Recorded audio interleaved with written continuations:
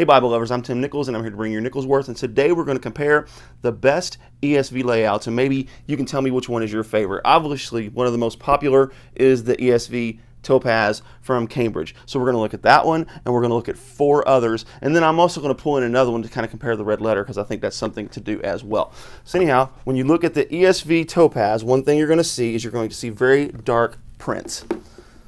This is because it's the 2K Denmark. And 2K Denmark does a very good job in their typesetting in making sure that it's dark and it's readable. And if you'll notice, it does have wide margins. The problem with the margins, though, is in some of them they have the references.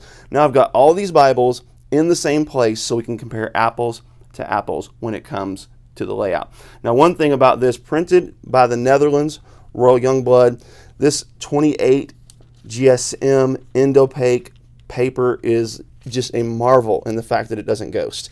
Most of your crossways are going to be 33 GSM. It's line matched, so that's what really makes this verse by verse layout good. So I'm going to show you first 3 verse by verse layouts. So we have this one, and then we're going to move here into this one, which is the Preaching Bible. Now this one is line matched. It's 33 GSM paper, and if you look, there still seems to be a touch more ghosting with the 33 GSM paper than with the 28 GSM French end opaque. So it's very interesting. This one has the wide margins. It has the references on the bottom, more textual footnotes on the bottom. This one doesn't have a lot of references.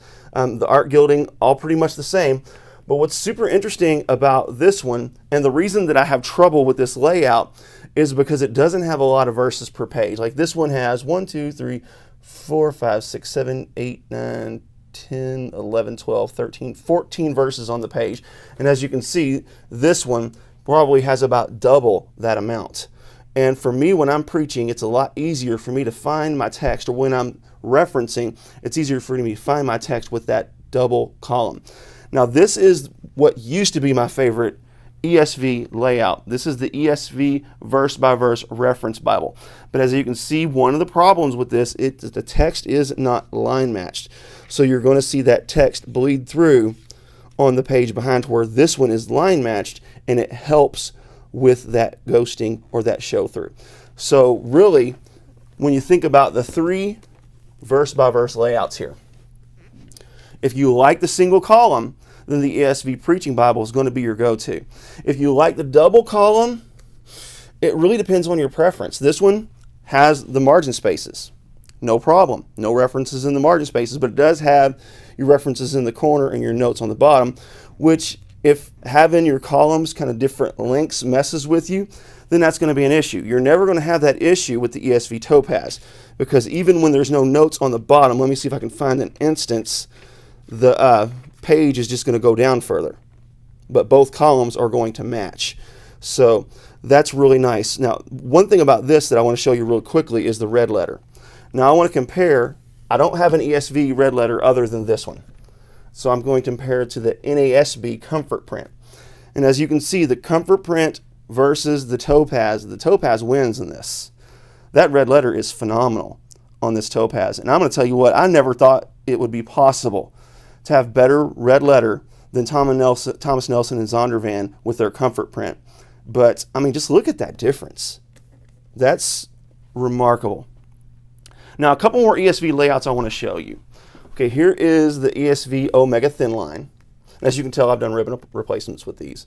Now, this one's not a verse by verse format, but it does have a similar layout to your verse by verse reference Bible, and it has corner references, bottom textual footnotes, 10-point font, 9-point font. You can't really tell a whole lot of difference between a 10 and a 9 when it comes to the ESV. But this one it's a really, really nice layout, and it is line matched, so it doesn't have the ghosting issue, but it can be a little difficult because the verse references are really tiny. So if you're trying to find your references, it's going to be a little more difficult to find those verses. So now let's look at one last ESV layout. This is the ESV Legacy. Now this is actually very similar in its layout to the CSB single column wide margin, in that it's very readable. It's justified. The one thing I don't like about this one is they put the subtitles in the margins. So sometimes when there's several subtitles, you get robbed of that margin space. Look at that ample margin space on the bottom. I think it would have been nice to go ahead and stick those in here. I know it interrupts the reading experience, which this is designed to do, but it also robs you of that note-taking space if you want to write in it. So the ESV Legacy is a good reader version. The ESV Omega is also another good reader version, double column. The ESV verse-by-verse reference Bible, this used to be my favorite layout. And then you have the ESV Topaz, which I also think is a great layout. The issue I have with the Topaz is the margins are filled with references. I wish they would kind of take these two. If I had a perfect Bible, you take these two, you put this layout with the line matching in the back, go ahead and just get rid of the references. Don't even need them. And then give us this margin space like this one, and I think this would be the perfect layout. But if I had to choose favorite layout of the ESVs, I'm going to have to give the nod to the Topaz simply because it has, check it out, it has your red references to your verses that make them good, bold, and findable. This 28 GSM French and opaque paper with this dark typeface just makes it super easy to read. And I just absolutely love the way this looks to the eye. It's so comfortable to read. It's very reminiscent of Comfort Print, probably because it's designed by 2K Denmark. But this is an amazing Bible. The goatskin cover is awesome. It has beautiful spine hubs.